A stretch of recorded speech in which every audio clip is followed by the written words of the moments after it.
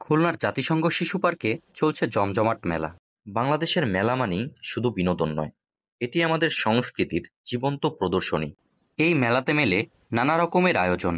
সংসারে নিত্যদিনের প্রয়োজনীয় বিভিন্ন পণ্যের দোকান বসেছে এই মেলায়। ছোট এবং বড় মেয়েদের জন্য রয়েছে অনেকগুলো অলংকারের দোকান। রিজনেবল দাম হওয়ার কারণে এইসব পণ্যের দোকানে ভিড় লেগেই ছিল। আমরা সেই মেলায় গিয়েছিলাম ঠিক গোধূলি লগ্নে। প্রত্যেকটা দোকানে তখন আলো দেওয়ার কারণে অলংকারগুলোর সৌন্দর্য যেন আরও বেশি বৃদ্ধি পেয়েছিল। মেলা যেহেতু শিশু পার্কে, সেহেতু শিশুদের বিনোদনের জন্যও ছিল অনেকগুলো রাইড। বাচ্চাদের জন্য ট্রেন, নাগরদোলা সহ বড় এবং বাচ্চাদের উভয়ের জন্যই ছিল একটি বিশাল নৌকা। ছোট বড় নির্বিশেষে সবাই এই নৌকায় উঠে দোল খাচ্ছিল। বিভিন্ন বয়সী বাচ্চারা এই স্থানে এসে খেলাধুলা করছিল। আর এসব দেখলে আপনারও হয়তোবা মনে হতে পারে আরও একবার ছোটবেলায় ফিরে যেতে।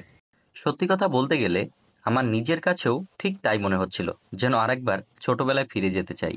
পাশে অনেকগুলো দোকান রয়েছে, যে দোকানগুলোতে ছোটদের খেলনা এবং ঘর সাজানো বিভিন্ন জিনিসপত্র রয়েছে।